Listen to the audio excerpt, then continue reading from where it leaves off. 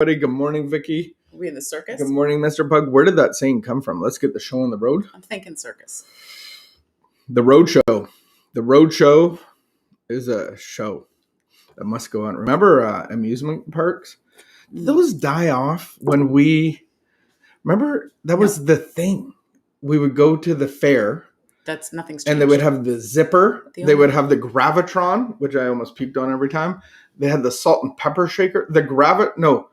The zipper was the funnest ride, but it was always rusty and creaky, and it felt like you were going to die in it.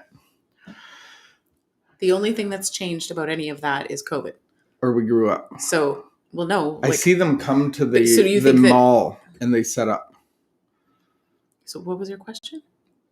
I just feel like we haven't been to a fair in like 15 years. Right, but that doesn't mean that they don't exist. They still come means here. We don't go. Yeah, but they don't have it at Lansdowne. Or did they have it at a different place now? No, because it moved out. They moved it. Still exists. At the racetrack?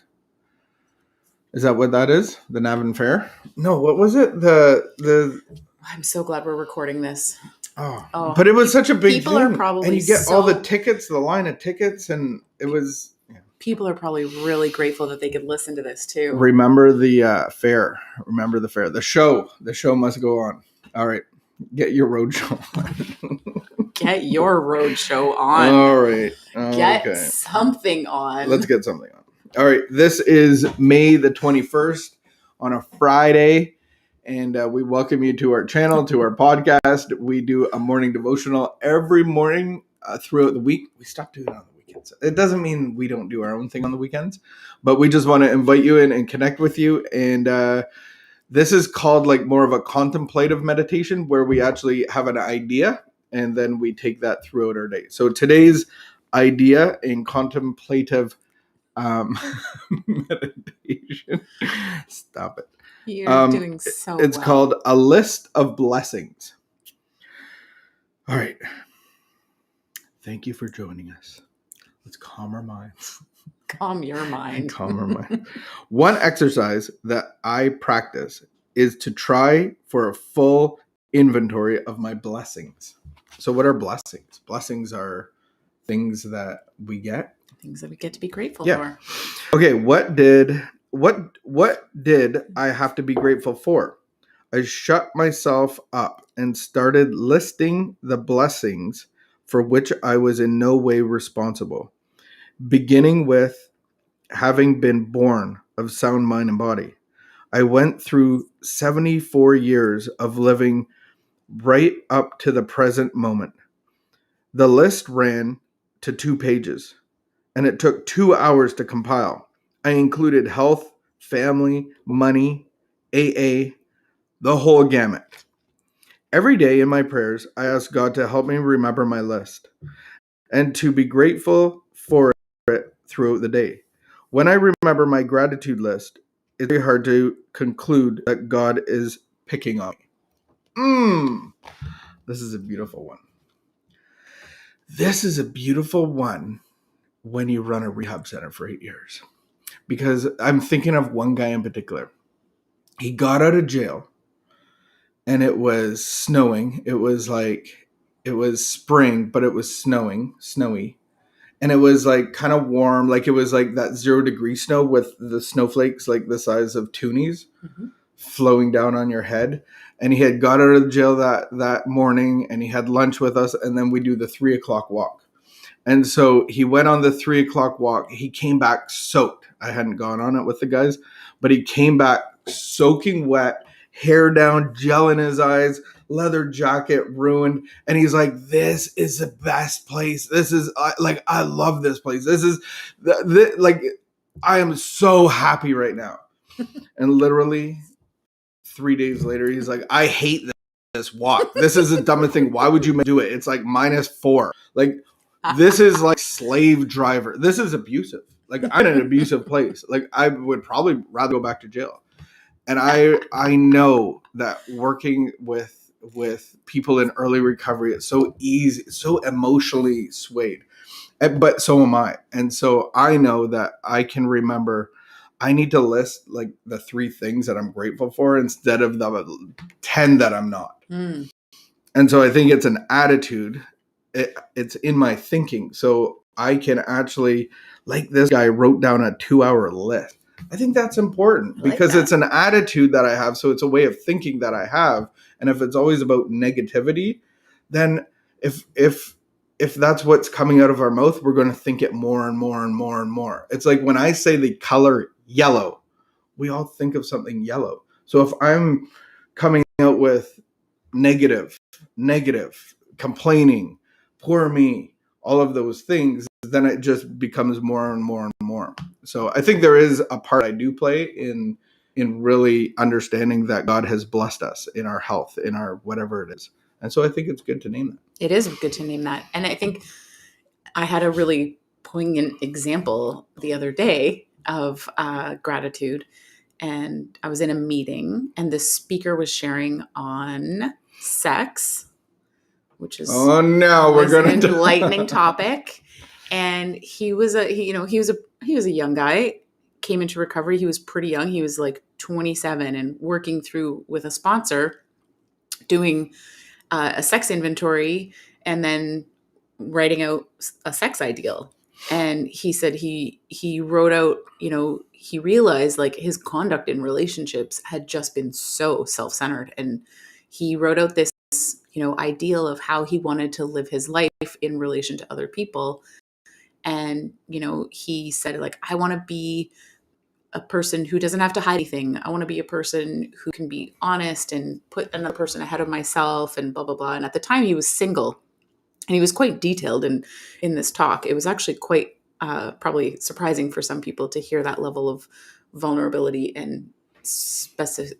He was so specific and like, really quite generous in how he spoke. And he said a week after he wrote out this ideal of how he wanted to live, he met a woman that he wound up marrying, and they have 2 kids now. And he talked about how he wants to be this example of love. And he said, in the Bible, we wind up reading, lots of times at weddings, they read a section from First Corinthians. Love is patient, love is kind, love is all these things. And he's like, I knew that that's who I wanted to be. I wanted to be like that. And in the sharing time, someone shared and said, thank you so much for your like honesty and like being so specific and so vulnerable. And like, she said, I have been asking God this week, would you show me what a healthy man looks like? Because I don't know what a healthy man looks like. And she said, I've been praying that this week. And I kept trying to think, like, I kept trying to picture a healthy man. Like, I must know a healthy man. God, bring someone to mind. Like, show me what a healthy man looks like. Give me a picture. Remind me of someone. And she just couldn't. And then she comes to this meeting like a couple days later, and she said, you are this example of a healthy man that I needed to see. And it was a really sweet moment because, he's a couple decades younger than her. And like, she's just like, you're such a good role model. And thank you for giving me this like picture of what I can look for in a healthy man. And for me, I realized I had that healthy man. He talked about wanting to be the kind of man that if his wife picked up his phone, he would never be worried that she would see something that he wouldn't want her to see. He talked about being the kind of man that was faithful to his marriage and not that he would not need to look at pornography and wouldn't need something outside of his wife. And he talked about all these things, that he would always be able to put his wife first, that he would care for her needs and not have his own needs first. And keep in mind, he was talking about sex, and he was pretty specific about that. And for me, I was like, I have that man. I've had that man. I've had that man ever since you went into recovery, like 14, 15 years ago. You worked really hard and really intentionally at being that man. And yet, a year and a half ago, I could list the 10 things that I was so upset with you about, that I was so frustrated about. And I was pretty good at trying not to complain to my friends or vent to my friends. That was one thing that I tried not to do. But man, I did a lot of complaining in my head. I did a lot of like listing of all your faults in my head. And yet I could hear that guy speak, and over and over and over, I was like, John did that. John did that.